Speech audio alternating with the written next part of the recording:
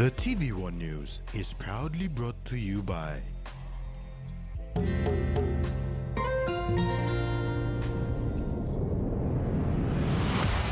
BSP, our bank, our people.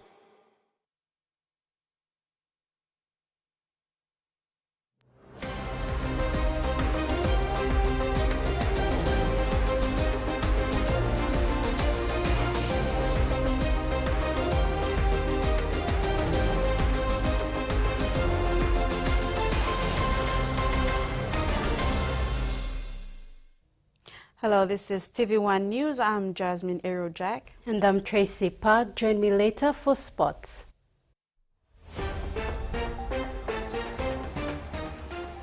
In this edition, Catholic faithfuls brace for Pope Francis' arrival, 2 arrested for attacking doctor,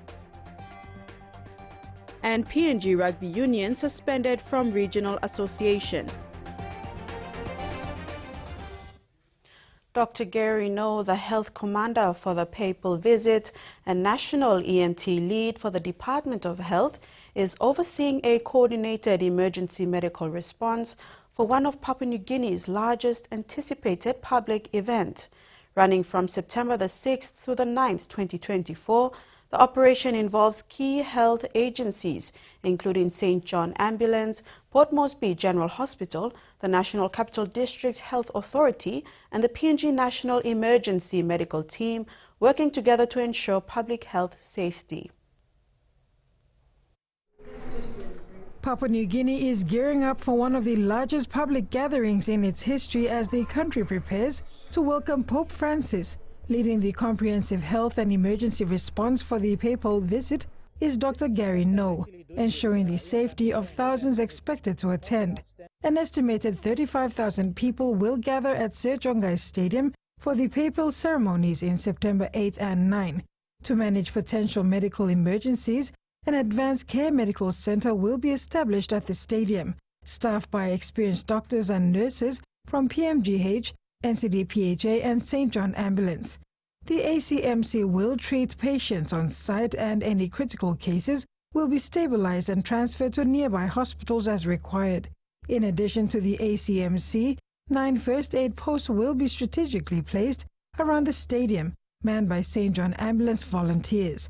To further enhance emergency coverage, 10 ambulances will be on standby, including 4 additional ambulances brought in specifically for the event. A critical care ambulance and a quick response vehicle will accompany the papal delegation to Vanimo, ensuring round-the-clock medical support.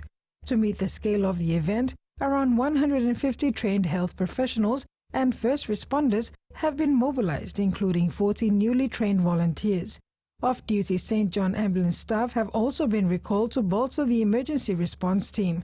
Dr. No emphasized the importance of crowd safety, advising attendees to move carefully to avoid crowd crush situations. This is the first time we're actually doing this in-country for an event, and it's quite an outstanding feat itself, but it is a necessary thing that we are putting up. We don't know what's going to happen on the day, and hopefully we're going to have a quiet day during the Pope's visit on the 8th and 9th when the stadium event is on. But in the event that there is a mass casualty, we have a plan, and we're hoping that will cater for what may happen on the day. Carol Kidu Jr., TV1 News. Meantime, Police Commissioner David Manning, through a press conference with the media today, confirmed that about 600 police personnel will be providing security during the Pope's 4-day visit to Port Moresby and Vanimo. As the country awaits the arrival of His Holiness Pope Francis to Port Moresby in less than an hour, security risk and measures are of paramount importance for the police force. Police Commissioner David Manning told media at the police headquarters in Port Moresby today that about 600 police personnel will provide security during the 4-day state and spiritual visit of His Holiness Pope Francis. Manning said this is to ensure that the Pope's visit is safe and that there is little to no disruption during his visit. He said in the nation's capital, security checks will be implemented. The public is being warned of the disruption, especially with traffic rerouting. As is expected, doing such a high-profile visit, there will be traffic rerouting. There will be certain security checks. I can only advise that during that time, acquaint yourselves or make yourselves familiar with the routes that His Holiness will be taking. Manning urged citizens to uphold Christian values throughout the 4 days of His Holiness state and spiritual visit to ensure that the Pope's visit will be a memorable one. Also, believe in the Christian principles and which is of peace, of fairness, of loving and caring for our fellow men and women, and ensure that we are on our best behavior during this time. Tracy Pa, TV1 News. 4 rural airstrips in the country are set to be upgraded to cater for bigger airplanes, according to the Minister for Civil Aviation and Transport, Walter Schnoebelt. The minister shared that these projects will be implemented under the Civil Aviation Development Investment Project 2, or CADIP 2, by the National Airports Corporation. I thank everyone for... Minister for Civil Aviation and Transport Walter Schnoebelt took the opportunity during the contract signing of the Kiunga Airport Upgrade Project, announced 4 airstrips to be built under the Civil Aviation Development Investment Project 2, or CADIP 2, by the National Airports Corporation. These are Tapini Airstrip in Central Province, Hayfield Airstrip in East Sepik Province, Jacquinot Bay in East New Britain Province, and Finchefan in Morobe Province, by the Rural Airstrip Agency through the Department of Transport. Those rural airstrips will get special attention to try and get them up to a level that is adequate enough to have, a bigger plane that can actually fly into those rural areas.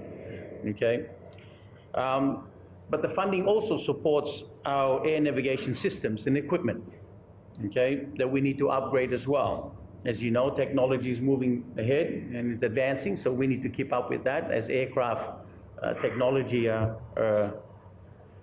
considered a more ease or more capable aircraft to navigate around the world. He said apart from the Kiunga Airport, major upgrades will be executed for various other airports, like Gurney Airport, which has been awarded contract and in progress, Aropa, Hoskins and Wewak. But we also have other airports under this as well that I would like to use this opportunity to mention. So going back a few months ago, we've signed a contract with a contractor for Gurney Airport. So Gurney now is under construction right now as we speak. This will be the second one, Kiunga will be. We also have it tendered, and we're in the process now to select the contractor for Aropa, okay, Hoskins and Wewak airports, all right, who comes under National Airport Corporation's responsibility and management. Some of the other upgrades, as I mentioned earlier, the 2 control towers in Port Moresby International Airport and Goroka are the location of those control towers. CADIP is an ongoing aviation investment undertaken by the government with the support of the Asian Development Bank, or ADB. CADIP 1 ended on the 24th of November 2021 and is now on CADIP 2, the second phase of CADIP 1. Minister for Civil Aviation and Transport Walter Schnoebelt took the time to acknowledge the ADB for its continuous investment to the development of airports and airstrips. With Civil Aviation Development Investment Project 1, ADB will continue with the partnership with the PNG government in CADIP 2. To try and revitalize some more of those airports that we weren't able to get them done in CADIP 1. And I thank ADB very much for the continued partnership that they have with the government of Papua New Guinea and still around working with us to try and achieve some of those difficult developments that our country much needs going forward. 2 police officers were arrested for their involvement in the destruction on Gero Hospital property and the brutal beating of an emergency doctor at the health facility early this morning. 2 more police personnel allegedly involved in the incident are on the run. Police have confirmed that 4 police officers who were under the influence of alcohol attacked Dr. Thomas Ayaka of the Garo Hospital at 4 a.m. this morning. 2 have been identified and arrested. The other 2 are on the run.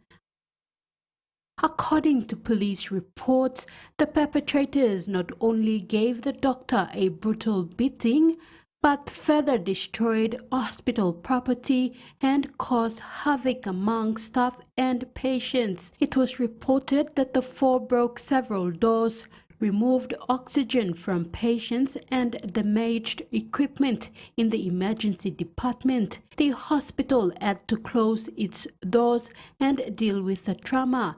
They are demanding answers from the police hierarchy. Police Commissioner David Manning and City Metropolitan Superintendent Silva Sika and members of the police force were at the hospital early today to take stock of the damage and speak to the hospital staff. They assured the staff that these 4 will be held accountable for their actions. The thing they expect is for members of the force who are drunk or ill-disciplined, who are basically animals, thinking that they can come in and behave this way. As your commissioner, let me assure you that they will not get far. We will deal with them, and as the acting CEO said, both disciplinary and criminal investigations are underway. Manning said the behavior of these police officers is not a reflection of the police force. It is not reflective of the RPNGC. There's still a minority in the force that feel that they are answerable to no one. Well, those days are coming to an end. We've already dismissed over 300 and we'll continue to do so until you have members of the force that are willing to serve the community. He said disciplinary and criminal investigations are underway to hold these officers accountable. The commissioner urged hospital staff to come forward with information that would assist police investigations. To the staff of Gero Hospital, again, I'm not here to make excuses. I'm not here to defend the actions of these members. What I can assure you is that we will work with the SMT to make sure that the environment, your working environment is a safe and conducive one for the provision of health services.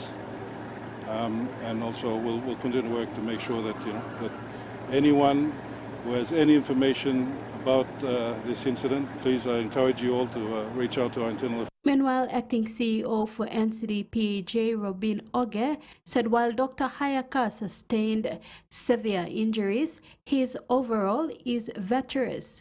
Oge said the hospital will remain open, but emergency services will be scaled down.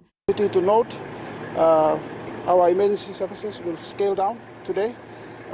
We will still provide services, but at a minimum. All our services that we provide in Gero Hospital will continue. Tracy Pa, TVWAN News. This is TVWAN News. Still to come, a live cross to reporter Ruth Rungula, who is at the APEC terminal this evening. She will give an update of the build-up of activities on the ground as Papua New Guineans wait to welcome Pope Francis to the country.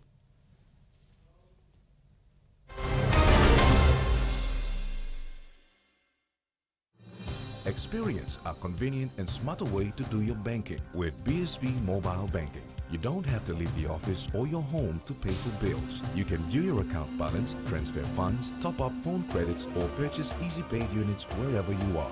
Visit your BSB branch today to register now for BSB Mobile Banking. BSB Mobile Banking, the smarter way to bank. BSB, our bank, our people. He says the best Hunters players come from his region. So does she. But there's one thing that brings everyone together. SB Lager, Bungim Yumi. Open Nets.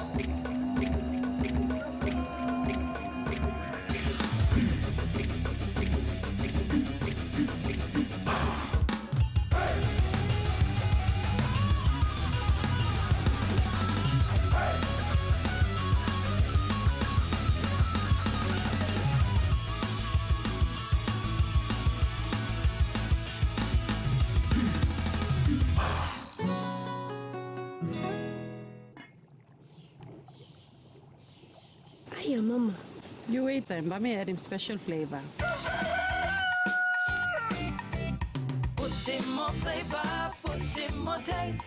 Magic kakaro, get up and big smile on face. Time for kimchi and a great fumutu. Sip, sip, the moo, yes, magic on you. Maggi, the taste P&G loves. A quick favorite meal for the day does feel good. Snacks noodles is my choice for a simple meal. It is easy to prepare and fast to cook. And with a touch of flavor and ingredients, quality noodles that can be cooked and enjoyed in many different ways. You see, my whole family loves it. It's made here in P&G and comes in different pack sizes. Snacks noodles, tastier by you like you more.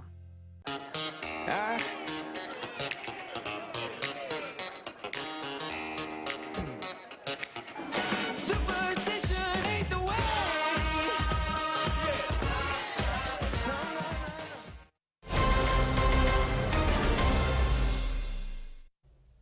Welcome back.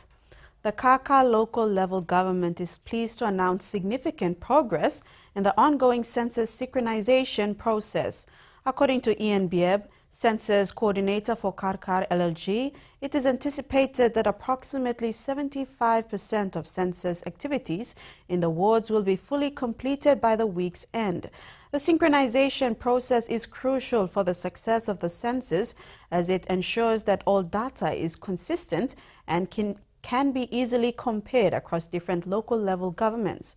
Notably, only wards 1 and 2 from the Bagabag LLG will continue enumeration into next week.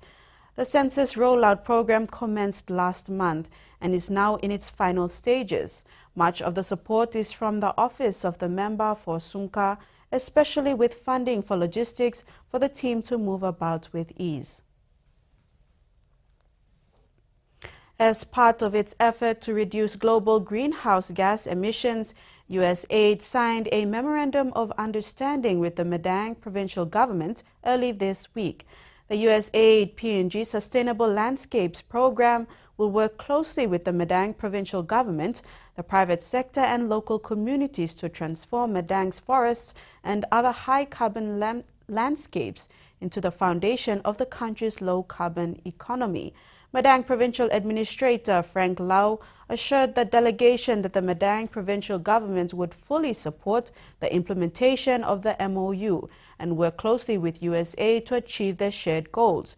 USAID Country Representative Nino Nanindirads stated that Madang, with its vast expanse of lowland forests and peatlands, is positioned to play a significant role in mitigating global climate change. With the successful signing of the 5-year MOU, Madang Province will now benefit from the $56 million USAID P&G Sustainable Landscape Program is rolling out in the country. And vision in the Vision 2050 and complementing other strategic planning and development framework. We are here to support your vision. We are here to find Madang community solutions to the challenges that your communities face. Madang Provincial Administrator Frank Lau has expressed disappointment at the state of the Bogia District Administration after making a surprise visit to Bogia Station back in August. He was surprised to find only 4 public servants working in the office. The rest were absent. While he acknowledging the topographic conditions in areas like Middle Ramu and Rai Coast, he said there is no excuse for public servants in Bogia, Sumka and Usino Bundi to be in Madang town every week. Lau highlighted the improvements in infrastructure in these 3 districts. For example, Walium Station in Usino Bundi is equipped with a VSAT system enabling communication and check printing. A similar installation is set up in Bogia and awaiting connectivity. Kinim Station on Karka Island of Sumka District is next. Mr. Lau urged public servants to utilize these resources and attend to service delivery needs. The Port Moresby Nature Park's ongoing tree distribution initiative is making strides in greening the nation's capital.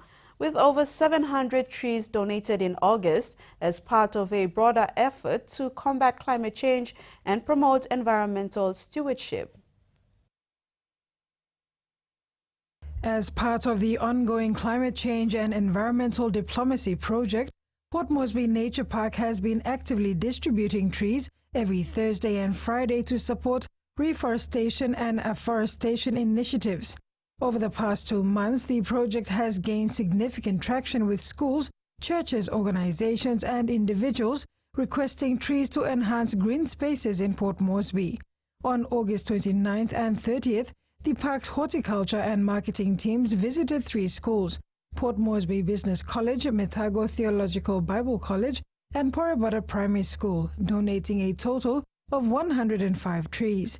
This brings the total number of trees donated in August to 701, marking a key milestone in the campaign's efforts to create a greener Port Moresby. The Love Your Nature Park Protect Our Biodiversity campaign aims to inspire social and behavioral change through tree planting activities, encouraging community involvement in biodiversity conservation. With a long-term goal of planting 1 million trees in the nation's capital, the campaign continues to engage schools, communities, and organizations in tree planting and environmental stewardship. In line with these efforts, Port Moresby Nature Park will host the Climate Science Fair 2024, scheduled for October 21st to the 25th. The event, themed Maintaining Healthy Ecosystems in Urban Areas, invites grade 6 to 11 students to present their projects. Carol Kiru Jr., TV1 News. The Book Belong Pikinini Literacy Week Market Day kicked off on Thursday and Friday, offering an engaging learning experience for children. Various stalls, including the Rainbow Kitchen and Restaurant, a stationery shop, a craft shop, and a supermarket, opened for business promoting health and education in a fun environment. Pikinini Literacy Week Market Day, children were encouraged to eat a rainbow of nutritious foods such as rice, fish, eggs, peanuts, and a variety of colorful fruits and vegetables to maintain energy and focus in class.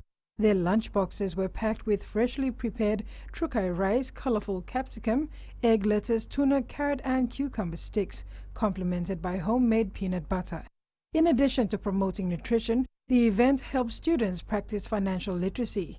The children used pretend money withdrawn from a BSB ATM to shop at different stalls, including the craft store, Zenag Egg Shop, Theatre Stationery, and a supermarket. Many shopkeepers manage cash registers, while children fill shopping trolleys and baskets. The Literacy Week Market Day provided a platform for students to learn through play-based activities.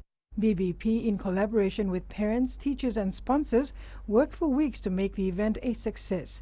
Special thanks were extended to ExxonMobil PNG, Trukai Industries, Zenag Eggs, Ilimo Dairy Farm, Theodist, and other sponsors and volunteers for their generous support in making the market days an unforgettable educational experience for the children.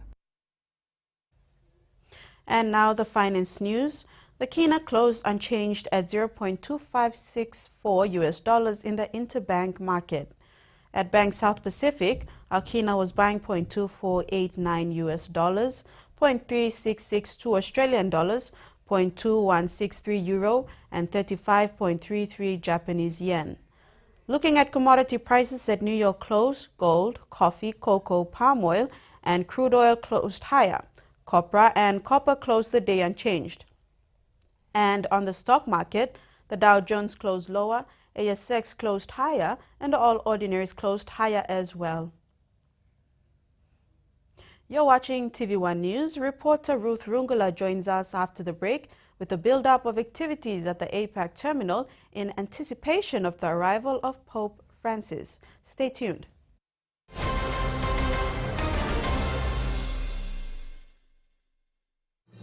Experience a convenient and smarter way to do your banking with BSB Mobile Banking. You don't have to leave the office or your home to pay for bills. You can view your account balance, transfer funds, top up phone credits, or purchase Easy Pay units wherever you are. Visit your BSB branch today to register now for BSB Mobile Banking. BSB Mobile Banking, the smarter way to bank. BSB, our bank, our people. A true champion is measured by their courage, their determination, and their passion to never give up and to always keep trying. With a delicious Milo and milk taste and added nutrients, Milo and milk is a great way to fuel our little champions with nourishing energy every day. Because true champions give it their all. Milo, P&G and Mia. Prime P&G made. When you're spending time with family, when you've got a big day ahead, when you have given it all you've got, when you're putting on a feast, that's when you want the best. That's when you want Flame Rice. New Flame Rice. Win him, Olgeta. Scale Rice brings to you some Scale Indie vibes this independence. Cashing out a total of 300,000 Kina in prize money around P&G this independence. 4 fortnightly draws, 75 fortnightly winners, 300 total Scale Rice winners, and 1,000 Kina Scale Indie prize for every Scale winner. Here's how to enter the promotion. Buy any Scale or Ori Rice product, write your full name and contact details on the back of the store receipt, drop your entry into the entry box in store. For more information, either check in store or follow us on our Scale Rice P&G page. Terms and conditions apply. Scale Rice, and buy you like it. Beauty is my business, but beauty sure is a tough game. Filters are great, but great skin, better. And that's why my skin deserves the best. So I choose self-care, soaps that gently nourish my skin, resulting in a radiant look, made with tropical ingredients. I trust self-care from City Pharmacy, so bring it on! My skin is ready and so am I.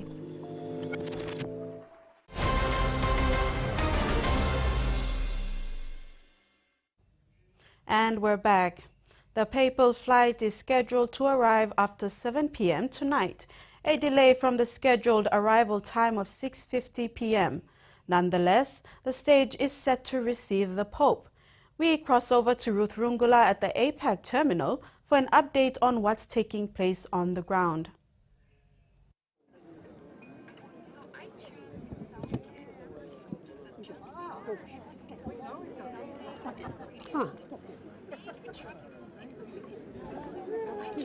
So we're here at the APAC terminal awaiting the arrival of His Holiness Pope Francis from Indonesia. The plane carrying the Pope is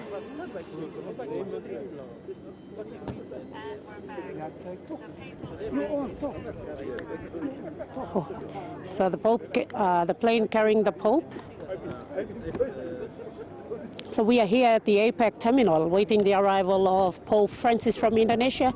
It was initially scheduled to arrive in Port Moresby at 6:50, that's 10 minutes to 7, but that's been delayed a little bit. But the plane carrying the Pope is understood to be in the PNG space now, heading towards Port Moresby, and will arrive here in the next 1 hour or so. All preparations on ground to receive the Pope are set. We have the media, full crew here on the ground. We have the police, the defense, all government officers, protocol officers, everyone standing by to receive the Pope when the Papal plane arrives. Air Garuda from Indonesia is carrying the Pope, transporting him to Port Moresby, and he should be arriving here anytime soon. When he arrives, the acting chief of protocols, Lucas Mandura, and the charge d'affaires of the Nunciature, Monsignor Maruzo Bravi, will board the front staircase to greet the Holy Father as he arrives. And then the Holy Father ascends by the help of an amber lift to the tarmac to a 21-man gun salute. So we have the defense standing ready to provide the guard of honor for the Pope as he arrives in Port Moresby. The PM should be here to welcome the Pope. Unfortunately, he begins his Sabbath preparations today, so the Deputy Prime Minister steps in for him and will welcome the Pope when he arrives here. When the Pope arrives, the government representatives who will be on ground to receive him include the Deputy Prime Minister John Rosso, the Foreign Minister Justin Techenko, NCD Governor Powell Sparkop, the Chairman of the Motu Koita Assembly, Dadi Toka Jr., and the Foreign Affairs Secretary. We have the Prime Minister who has sent his apologies and will not be here to meet the Pope, but he is expected to meet the Pope on Sunday morning before the Pope begins the Papal Mass at the stadium. church representatives to receive the Pope when he arrives include the Archbishop of Port Moresby Archdiocese, Sir John Cardinal Ribart, the CBC President, Otto Separi, who is also the Bishop of Berena Diocese, the National Coordinator of the Papal Visit, Bishop Rosario from the Lay Diocese, and Father Lawrence, the National Coordinator. The PNGDF Commander, Commodore Philip Polewara, is also expected to be with the church representatives to receive the Pope before he is led to the podium and is received by the ceremonial guard of honor in a colorful parade this afternoon. Outside the APEC terminal, we have Catholic faithfuls from all across the country, including the different dioceses in Port Moresby, who are stationed at 12 different locations, starting from the airport APEC terminal gate to Korobosia, where the Pope is expected to retire when he arrives. So we have 12 groups stationed in all these locations. They're praying, singing, and waiting to welcome the Pope and to get a glimpse of him when he leaves the APEC terminal to go and retire for the day in his Korobosia home, where he will spend the next 3 days. That will be his living quarters for the next 3 days. So the Pope is arriving very soon. Everyone is excited. There's anticipation in the air. People are preparing to receive the Pope as he comes into the city. He is believed to be already on the PNG soil, somewhere in the airspace of PNG, and should arrive in the next 1 hour or so. Everyone is ready. The media is ready. We have the overseas media here, the local media. They're ready to welcome and capture the arrival of the Pope as he makes his flight to Port Moresby on Air Garuda, Indonesia's national airliner. Jasmine, back to you. Thanks, Ruth, for that update. A singing group from Rigor District is also standing by outside the gate to welcome the Holy Father. Members of the public gathered at the APAC terminal were kind enough to share how they feel about the Pope's visit.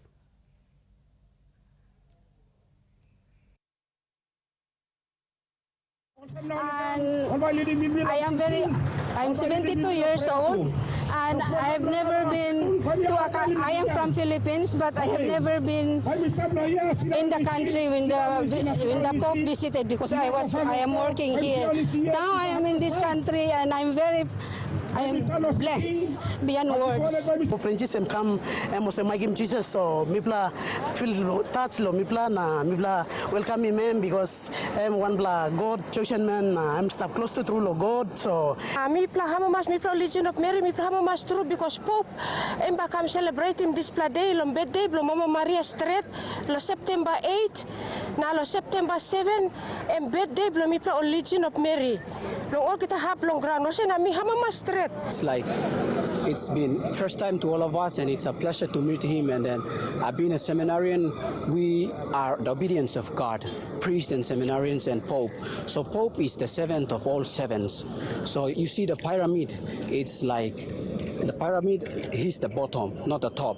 So he carries the whole church. So he's coming here, is like spiritually he will give us strength. TVWAN will be providing updates on the Pope's visit over the next 3 days. Follow us on TVWAN online and our social media sites. Across Tulay in the Morobe province, there are heavy rains in the country's industrial capital and other districts, causing significant damage to infrastructure, properties and food gardens. The Yellow Bridge in the Huon Gulf district is under threat again as the Department of Works and contractors are working tirelessly to repair it. Yellow Bridge was washed away during torrential rains on August the 23rd. The temporary bridge was reopened 3 days later, only to be damaged today again as rainfall continues unabated in Morobe province. Lei Huon Gulf, Nawaib and Finchafan have again reported massive flooding, with Lei businesses, houses closing as early as 3 p.m. to allow staff to get home before PMV stop operating. Those living near the Busu River have evacuated as the river has already washed away a few homes. In Australia, there's an old joke about visitors coming to Australia and expecting to see kangaroos hopping down the street. Well, right now, there's one spot in New South Wales where that joke has become a reality. Large numbers of roos have set up residence in suburbia, but experts are warning people not to get too close. In suburbia, making themselves right at home. Here, usually you can see at least 20 or more. I get about 30 every morning. Dozens of kangaroos are regularly gathering at YE Point near Newcastle. They stroll the streets, hop among homes and lounge on lawns. The roos are popular on social media, bringing swathes of visitors who aren't always careful. I've seen tourists previously pull up to try and grab hold of joeys, even to put a joey in a bag while I was watching at one stage. The marsupials have become used to people who pet and feed them. Fried chicken has been observed being tried to be fed to kangaroos. But people are not afraid. They just come and feed them, give them, carrots, things like that. Wildlife vet Dr. Tanya Bishop says people shouldn't be feeding them at all. When people start feeding them, not only do they think, oh, okay, there's food, therefore the females will start breeding and create, more kangaroos in that one area. In 2018, kangaroos on the grounds of the nearby Morisset Hospital became a tourist attraction before they started attacking people who didn't feed them. Here at YE Point, there are fears of history repeating itself. It can either cause issues towards us, but it can also make them more vulnerable to being hurt by people also. Some get aggressive, otherwise they're very friendly. It's unclear who's responsible for controlling the kangaroos. So for now, it's squatters' rights for these furry interlopers. Australia reaffirms its commitment to locally led development by strengthening partnerships with local governments and civil society organizations in Papua New Guinea. This approach emphasizes empowering local actors, including churches, media, and other community groups, to address critical development challenges. One such organization is The Voice Inc., a leading local CSO that has been operating in PNG for over 17 years, tackling pressing issues such as sorcery accusation and related violence. TVI's efforts were recently showcased with the launch of The Wounded Healers, filmed on the 14th of August, followed by a graduation ceremony for its second cohort of local leaders under the problem-driven iterative adaptation program on the 15th of August. Australia has proudly supported TVI over the last 2 years in their impactful journey. Deputy Leader of the Opposition, Susan Ley, has criticized the speed-up of the plan's implementation, saying dozens of women could die before services receive funding. She says the issue needs a rapid response. We will always work positively with the government when it comes to domestic violence. We all must do everything we can to stop this tide of violence. But it's also the opposition's job to make sure that the government is accountable. And on that, I want to make some remarks about timeframes, accountability and delivery. Not $1 of this funding will start to flow until the middle of 2025. That is 10 months away. Sadly, on the current trajectory of women losing their lives, being killed by a man, we would see 40 more women lose their lives before $1 of this money is spent. If the Prime Minister thought it was important to have a rapid review, he should also have a rapid response. A rapid review is deserving of a rapid response. And waiting 10 months before a single dollar goes to a single service to help women who are desperately in need of that help, I don't think that's good enough. And when we look at the women who are desperately in need of help, they rely on caseworkers.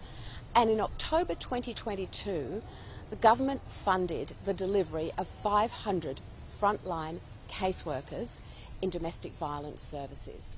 I was disappointed today to see the to and fro, the bun fight between the states and the federal government. This issue is too important for that. We had a commitment to deliver 500 frontline workers. Now, where are they? The government must do better. The states are saying the policy settings aren't right. The government is saying we've done our job. No, they haven't.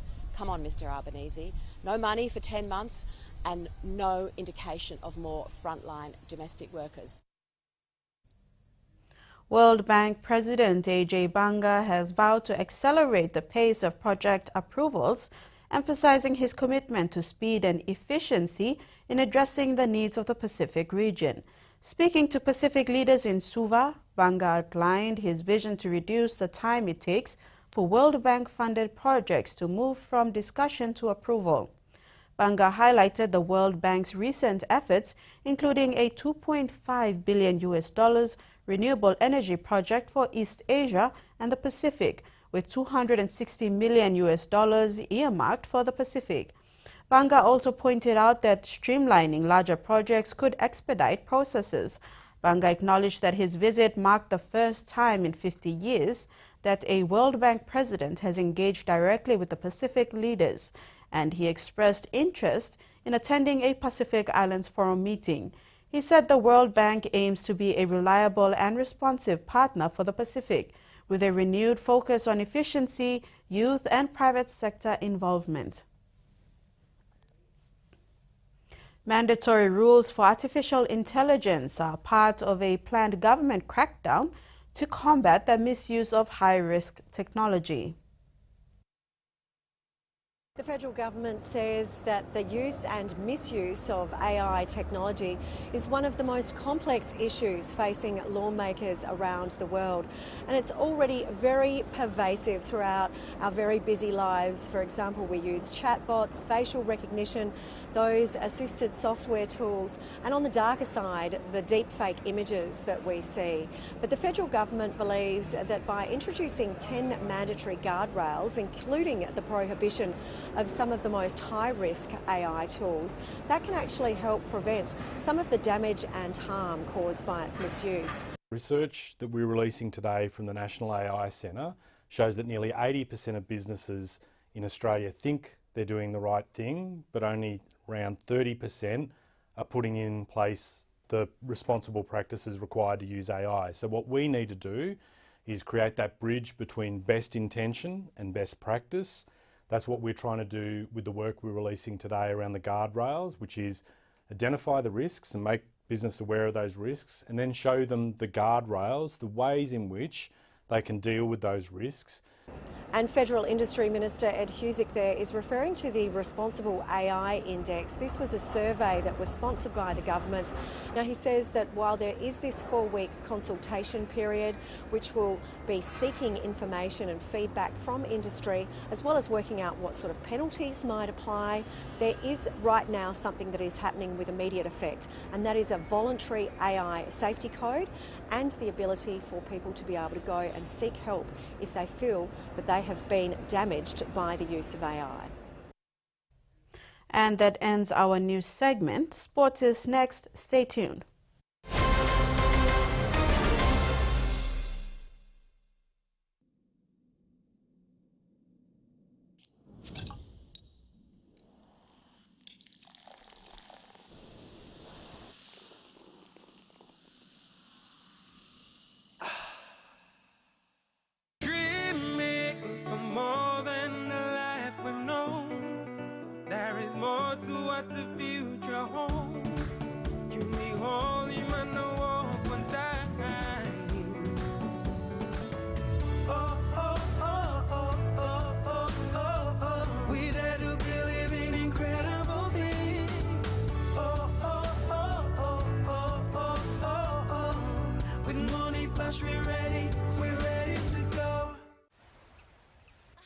These two are creeping into your personal space.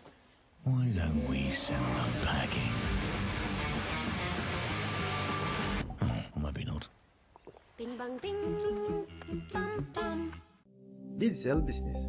We help grow your business with secure, reliable and cost-effective ICT solutions. We will manage your technology so you can power your vision for your business with the best solutions to offer. Accelerate your business growth with Digicel Business Cloud Solutions with cloud platform services, disaster recovery as a service, and backup as a service. Talk to our cloud solutions experts today. Digicel Business. Better solutions for better business.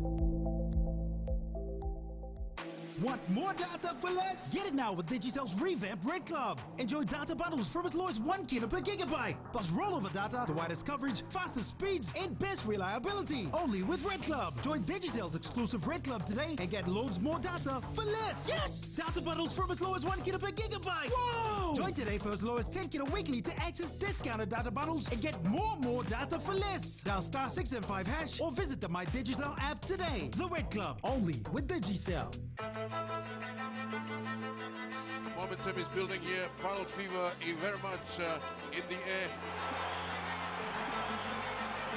Finals footy is underway. Great shot. There goes shot side again. Ah, great tackle. Turning it back on inside. Great play. Oh, this is it.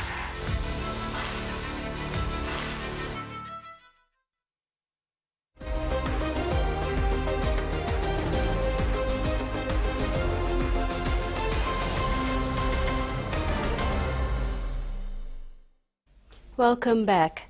Papua New Guinea Rugby Union has been suspended from the Regional Association of World Rugby. This was announced Thursday by Oceania Rugby. The suspension means that PNG-RU will not be participating in any regional or international meet until the suspension is lifted. The Oceania Rugby Executive Board issued a notice of determination to the PNG Rugby Union on Thursday, September 5th, after PNG-RU failed on several occasions to comply with orders imposed by the Regional Association of World Rugby. Oceania Rugby General Manager Frank Pulatua said the Executive Board had to make the difficult decision in suspending PNG-RU's membership effective immediately. He further said this difficult decision was determined while taking into account the interests of all stakeholders involved with PNG Rugby Union. The suspension comes after months of dialogue between Oceania Rugby and PNG Rugby on concerns raised by numerous stakeholders, including provincial unions, regarding the conduct of the board and management. The suspension entails loss of voting rights for the PNG Rugby Union and prevention from participation in Oceania Rugby competitions and development programs, as well as deferral of funding. Attempt to get comments from the PNG Rugby Union President Paul Siwi were unsuccessful. Rex Litter, TVWAN Sports. Making the finals for the first time in many years, the Valley Hunters are eager to go one better in the Premier Division preliminary finals tomorrow against much experience Ali Queen's outfit at the Sir Hubert Murray Stadium. Valley Hunters head coach expressed confidence in his boys ahead of their crucial match.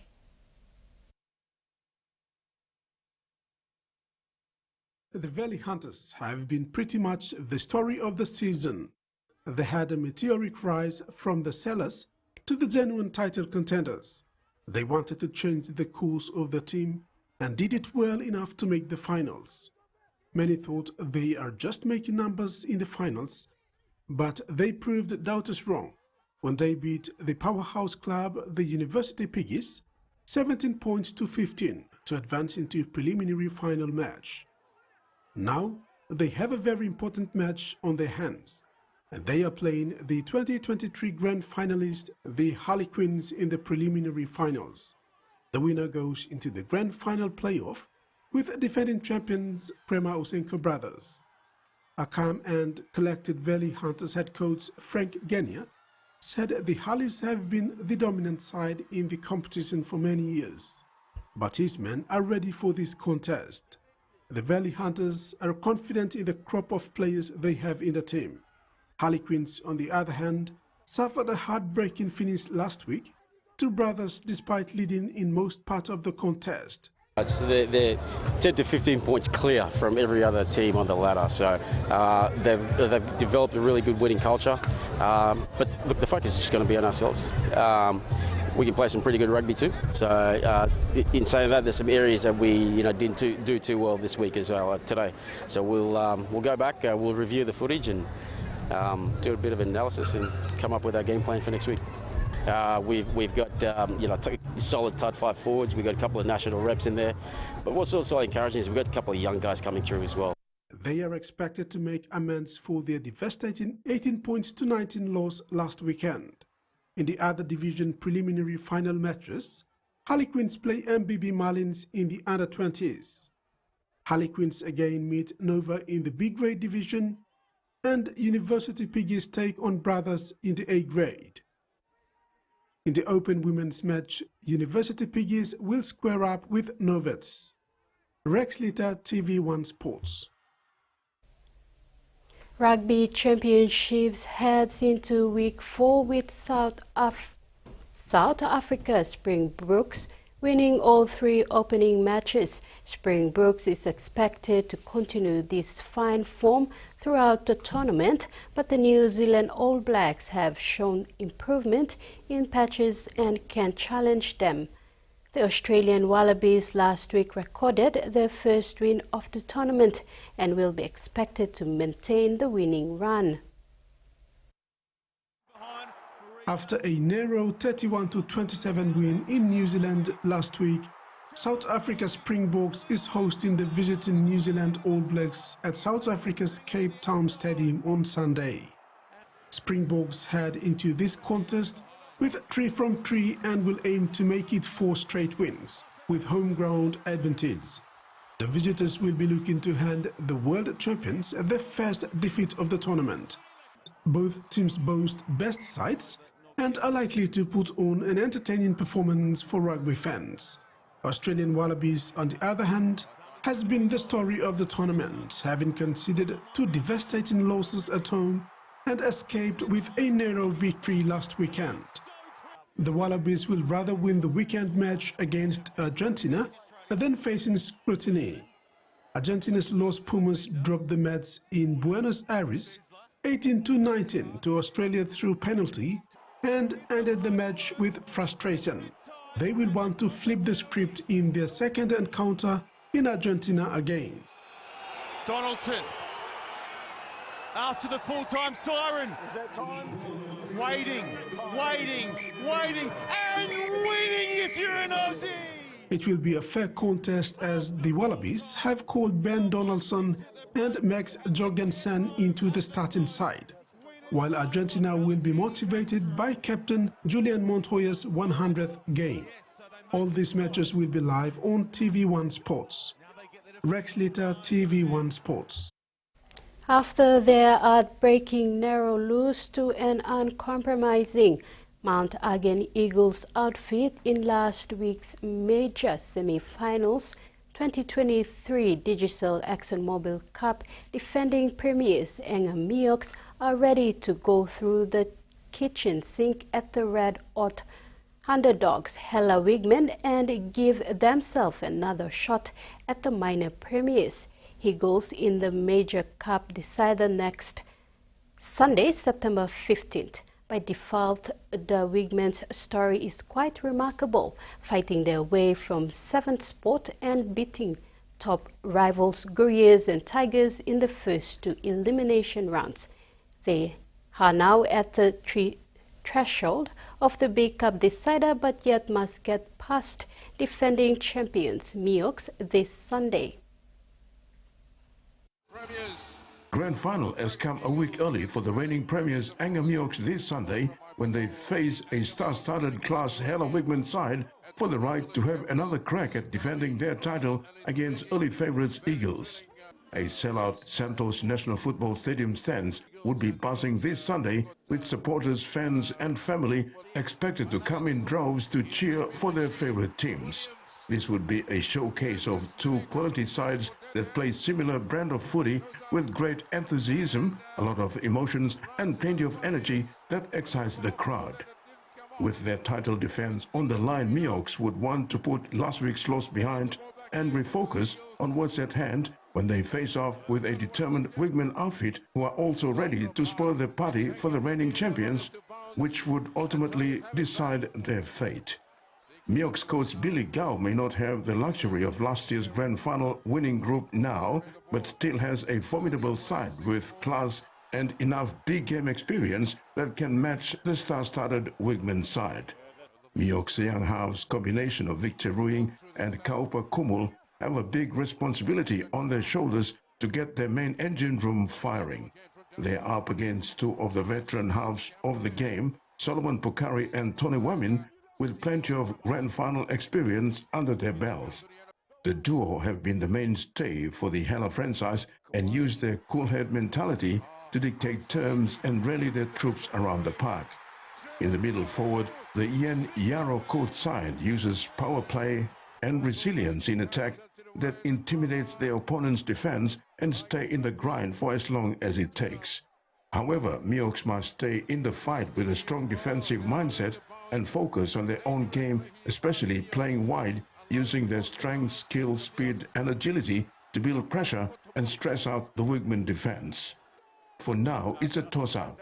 The team that starts strong and remain consistent for the full 80 minutes, both in defense and attack, and a bit more desperation, should come out on top. Terry Longwood, TV1 Sports. Port Moresby Rugby League semi-finals will feature hopefuls for the A-grade Premiership title at the Santos National Football Stadium on Saturday. It's crunch time and all teams across the three divisions are all prepared, desperate to making it to the big one next month. Mighty Premiers, AG Energy Sensor Royals, Aviate Smart Solution Connie Storms, Hebo Hanobara Hawks, Connie Tigers, and Water PNG Double Warriors are still in the race, except for Magani, who were knocked out by Warriors 14-2 on Monday. In the early fixture, Royals and Storms to secure the first grand final spot. This is a full rematch after both teams were locked 8-all at extra time last Friday. While in the elimination finals at 3 p.m., Hebo Hanuabada Hawks and Connie Tigers with the winner to play Water PNG Double Warriors in another do-or-die next weekend. This is the match of the week to see who continues their premiership run. Hawks, with the return of Port Moresby Vipers Tommy Moide and Patrick Moria and experience, adds extra touch to their confidence and morale, but the entire unit needs to support the trio. Tigers are a much disciplined side and will no doubt give their opponents a good run for their money in the full 80 minutes. In the women's at 11 a.m., Mighty Premiers Ohola Flies and Hanuabada Hawks will be without their senior key players committed to Central Dabares for the Santos Cup semi-finals against Port Moresby Vipers on Sunday. But both sides still have Esther Aram Flies and Hawks with power runner Joanne Laguna to cause problems for the young side unless he's well marked. As witnessed in previous games, Laguna single-handedly destroyed the Flies and can do it again. While in the under 20, Kawaso defends meet Panga Panthers with the winner to meet Tarangao in the prelim final next weekend. Royals secure the first grand final berth and are on bye. Terry Longwood, TV1 Sports. That's it for sports. Over to you, Jasmine. Thanks, Tracy. And now the weather forecast.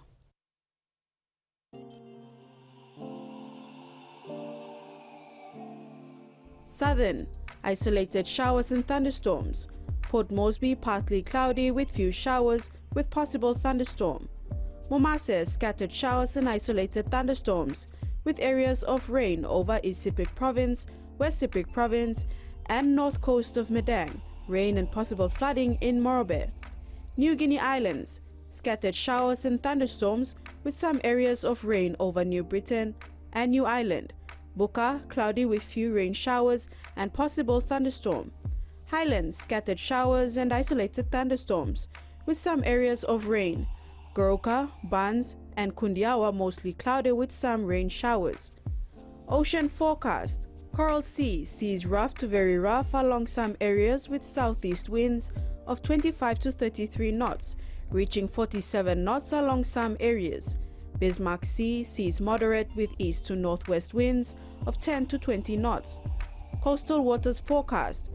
Waters of southern PNG, Indonesian border to Daru to Kiwai Islands, to Kerama to Yule Island to Hood Point to Samarai Islands. Waters of Finchefin through Vitia Strait to Siasilong Islands, and waters of Medang to Wewak to Vanimo and northern PNG, Indonesian border. Seas 2 to 3 meters rising to 4 meters at times along gale warning areas. Waters of Samarai Island to Cape Vogel and all Milne Bay Islands, seas 2 to 3 meters. Waters of Bougainville, seas 1 to 2 meters rising to 3 meters at times.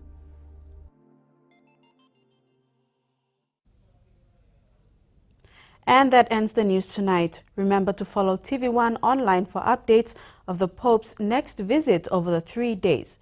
Pleasant viewing. Bye now.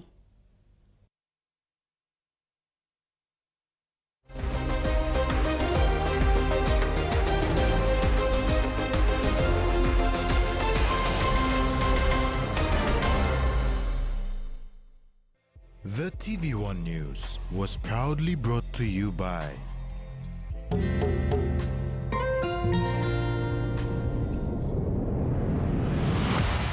BSP, our bank, our people.